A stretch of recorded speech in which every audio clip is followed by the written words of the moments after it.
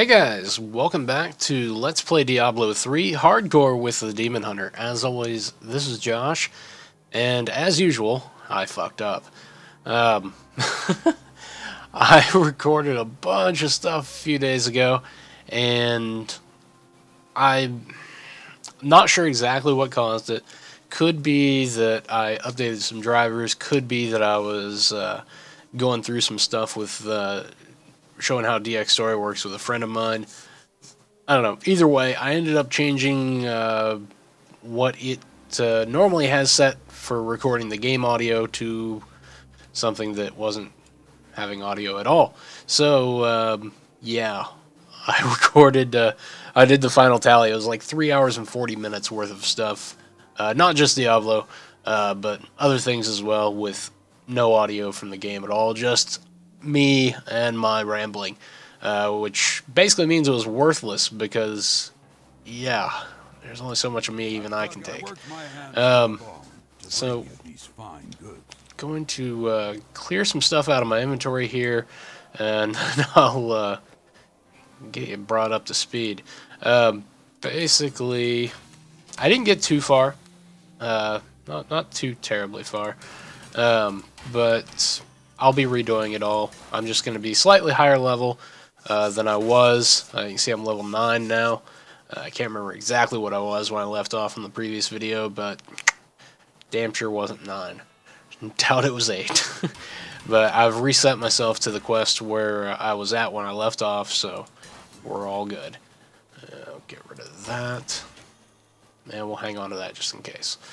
So, let's see if there's anything he can make that I can use real quick. No. Or is that a hand? No, it's a regular. No, of course not.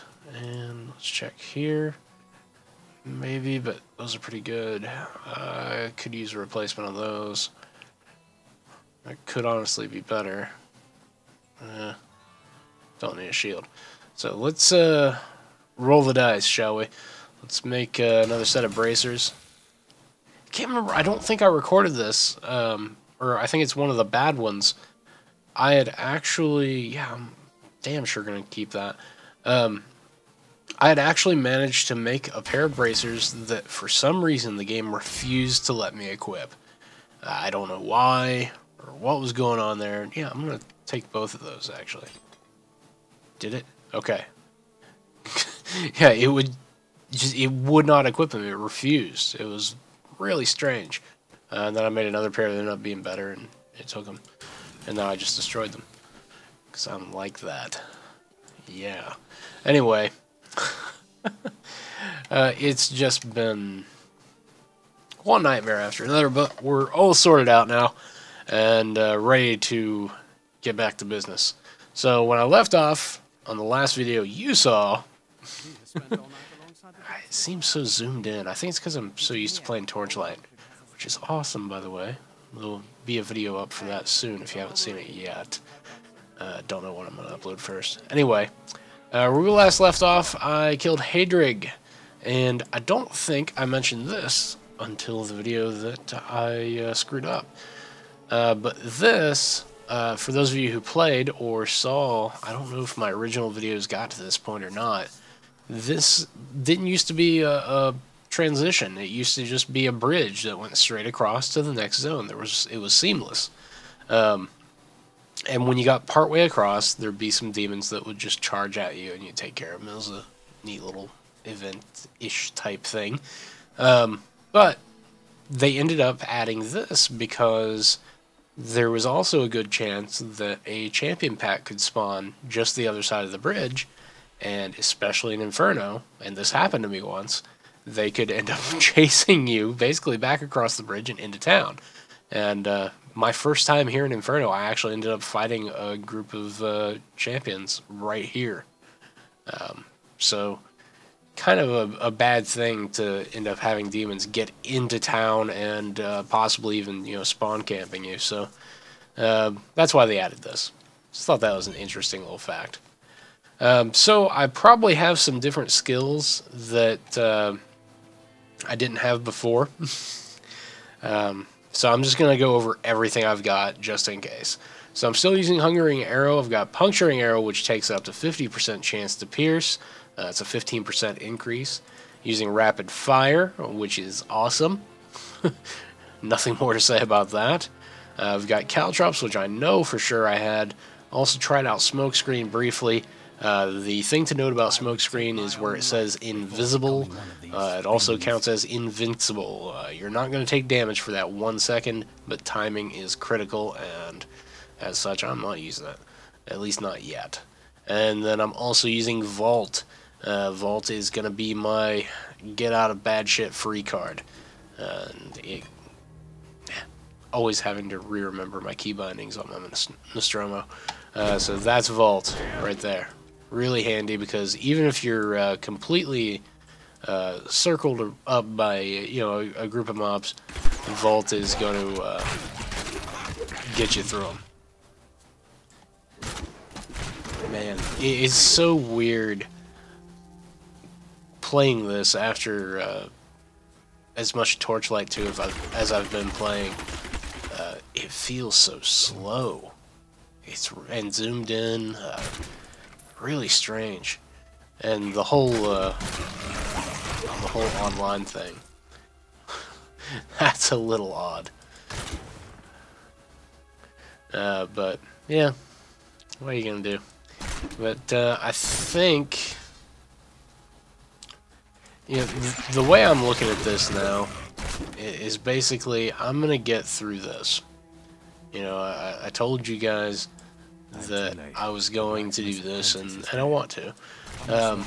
So I'm going to do this, but unless there are more significant changes than what they have revealed, I think I'm pretty much done as far as Diablo 3 is concerned, which it just kills me. I mean, the Diablo series has been one of my favorite series of games for as long as I can remember. Well, since the first Diablo. And I don't know, I just feel like a lot of things are disappointing me lately. I don't know if I'm becoming more picky or more cynical or what. Or, if it's legitimate to be disappointed in the things I've been like, Diablo 3 and Mass Effect 3, which was a great game, but the story went to shit. But yeah, and I'm not fighting intelligently right now. God, I should be playing Torchlight. But yeah, enough rambling about that though. I'm gonna enjoy this. Shooting arrows that redirect themselves back at the enemies. That is good fun, no matter how you slice it. Now we did miss out on some of the story tomes that I've picked up, and they're not going to appear again because I've already gotten them. So I'll just kind of describe what they were, because the story tomes in Act 1 are among my favorite things that they put in here, because it covers a portion of the lore that I really have always enjoyed, and that's dealing with Leoric and Lochdanan and Albrecht and Lazarus and all that. So basically, for those of you interested, for those of you who aren't, just tune it out and watch me kill the fat demons. That was quick. For those of you interested, basically talking about Lochdanan. He was a knight. He was basically the iconic knight for Tristram, and very loyal. Not specifically to the king, but more to the country. And, Leoric was kind of new to the area. He was sent here to establish his kingdom, and he didn't really know why. He didn't. He kind of felt like this was a backwater village sort of area, and he was right. But all the same, he was still fair, and the people liked him, and locked on and respected him. But over time, Leoric started to get kind of crazy and paranoid, and eventually he sent his army against the Kingdom of Westmarch, which was, to put it simply, not a good match. They stood absolutely no chance of victory in this fight, and they got severely destroyed. However, Lockdown and a few others were able to escape with their lives and come back. Which, Leoric responded by saying, you guys are cowards, and traitors, and so on and so forth. And to a point, you may think he's right. But, I mean, the fact they went in the first place shows loyalty. Because it was clear suicide to go in the first place at all. But they went anyway, and survived well enough to come back. And when they got back, and Leoric was, yelling at them and saying he was going to execute them and all this stuff, Lockdown and basically said, well, you're clearly beyond saving. We're just going to have to kill you now. And so he killed him. And, as he's dying, Leoric, spouts off a curse at them, I'll haunt you to the end of your days, blah, blah, blah, that kind of stuff. And, then he does. So yeah. The other bit of story that you missed out on would just be some journals from Leoric from when he first arrived in the area. And I've covered that a little bit. He thought it was kind of a rundown backwater area, didn't know why he was here. And specifically, didn't know why Lazarus recommended he come here. And then he starts to become paranoid. He doesn't trust anyone.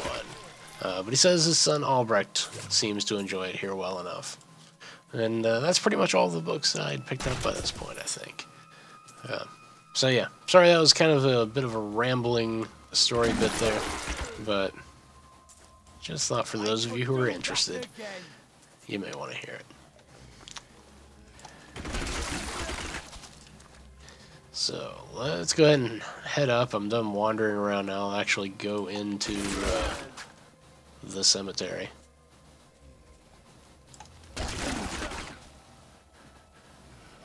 Now, usually, when I get up to the cemetery here, I try to go to all three of the crypts. This time I'm not going to do that.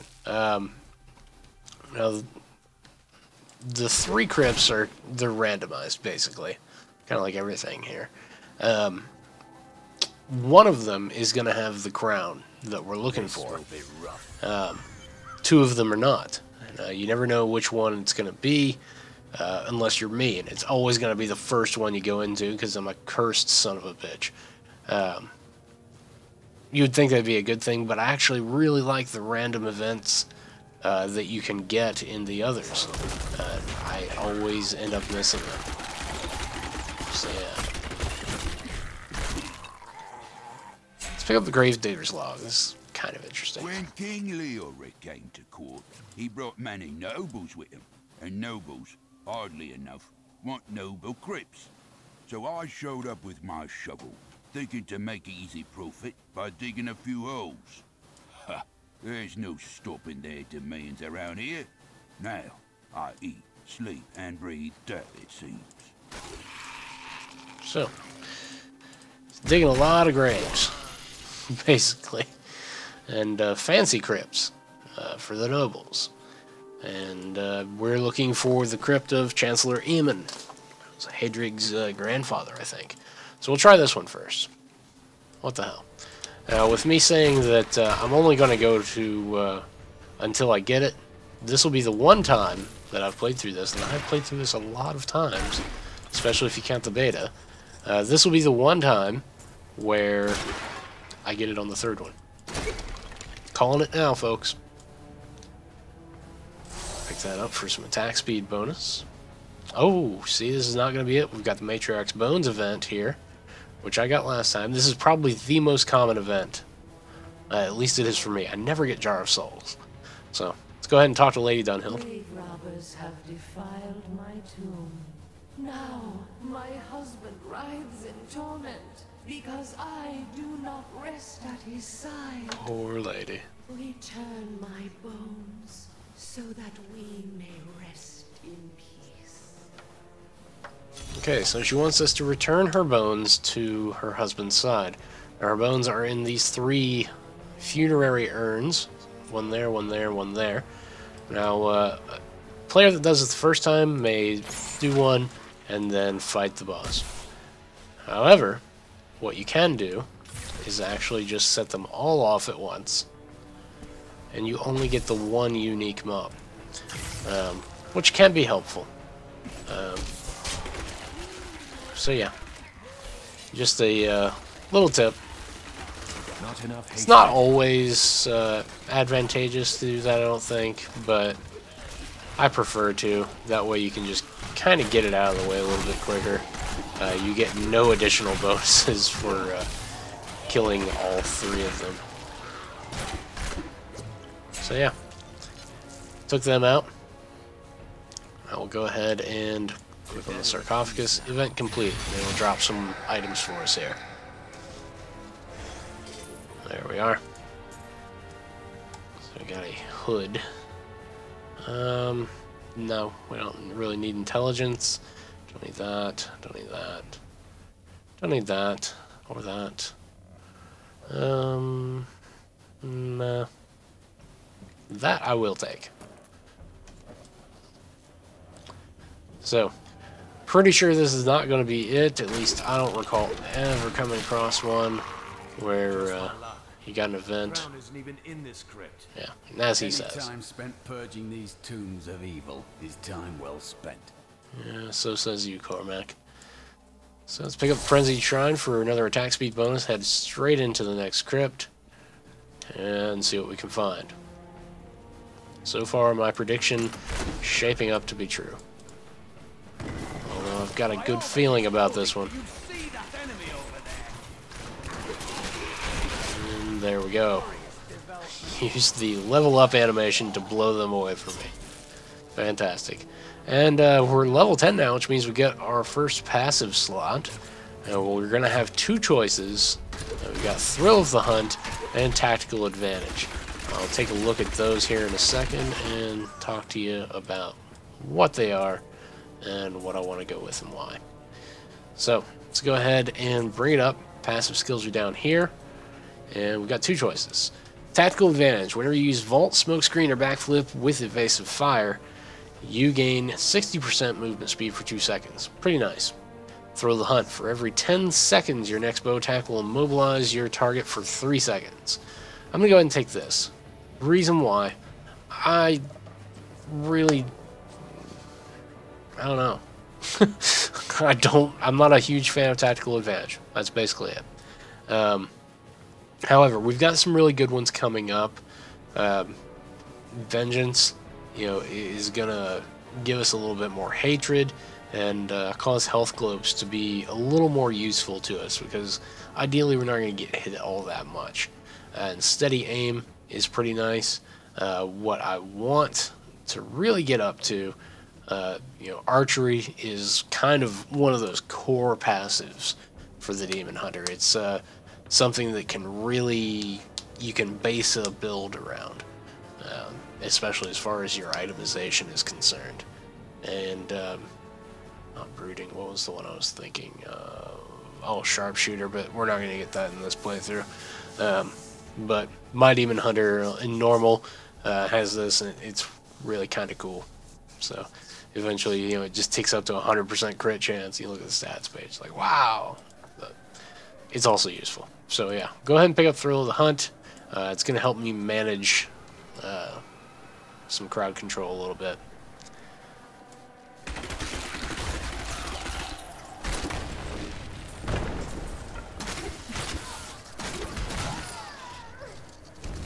So you saw the root hit one of those imps there.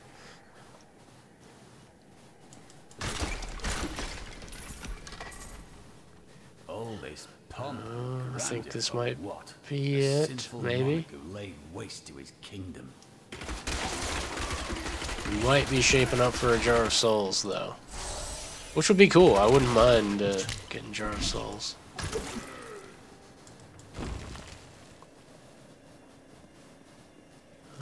Go ahead and check up here just in case. No, there's nothing there.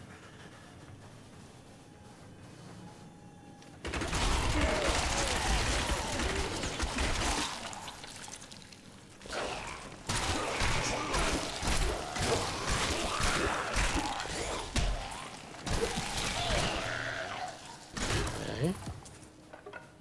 Yeah, I smell an exit coming up. Come on.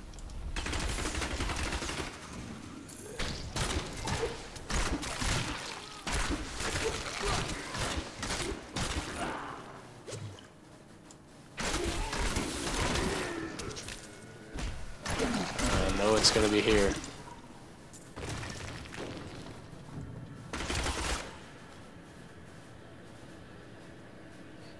And yep. There we are. Okay, so this will take us down to level 2. We will fight Manglemaw, I believe. And go down another level. So go ahead and take out Manglemaw. Not incredibly difficult. And grab some boots. More than what he gave me the first time. Alright, do want to take a look there, and no, not worth it. Neither are you. Nah, I'll take the experience for now. I did want to show you real quick, I am using dual hand crossbows. I don't think I covered that. Pretty good damage on these. Could use a little more on that one, but whatever. So let's go ahead and head down to the Chancellor's Tomb. Thank you. So thankfully I didn't get too far off where I'm not, you know, even getting experience or anything from this, but rapidly getting caught back up here.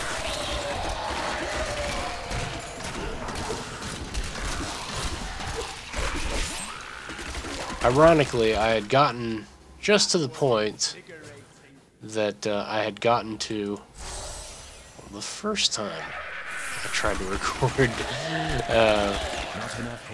the Demon Hunter Let's Play, which is just after killing the Skeleton King. So, seems to be a cursed stopping point for me. So I'll make sure to get past that in my recording session today. And Eamon's down.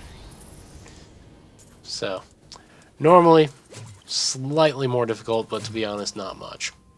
So, we picked up a couple shields, which we'll never use, and also want to make sure I actually take the crown.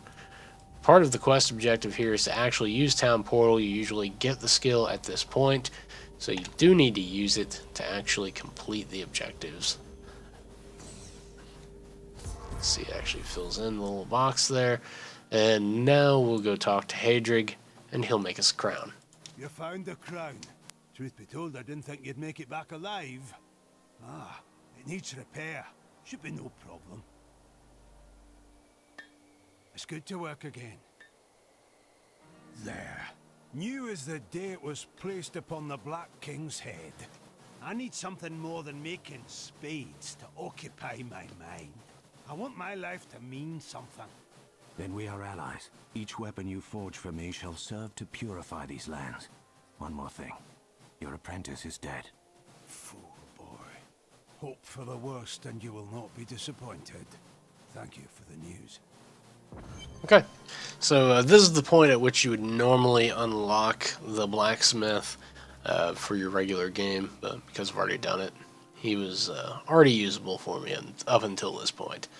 And you could also see there the alternate way that conversation can go down if you don't immediately come back and tell him that the apprentice is dead. So, now you know. So yeah, I'm going to go ahead and smash up these worthless items that I've got. Turn them into stuff. Grab my other stuff and make sure there isn't something that he can make me. No. Oh yeah, here we go. Got a lot more options here now. I could make a belt. That would be way better. And gloves, definitely. Kind of like my red hood, though. Kind of makes me sad. Oh well. Let's go ahead and... Where'd those gloves go? Here we are. Let's make us some gloves. Yeah, you know what? I'll take it. Oh no! It's the thing again. They will not equip. See, what? Urgh. Fix your game, Blizzard.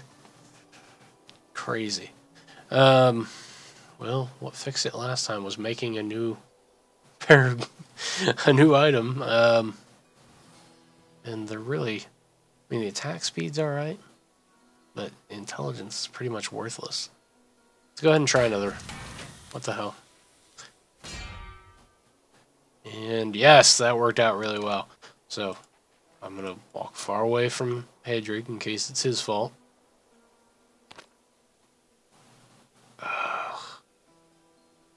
Okay, well, maybe if I take these off.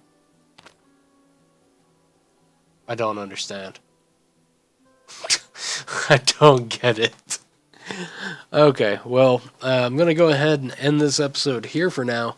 And next time, we will make our way down to kill ourselves a Skeleton King. So thank you guys very much for watching. I'm going to try and sort out my glove issue. When I come back, hopefully it'll be all fixed. So until next time, take care.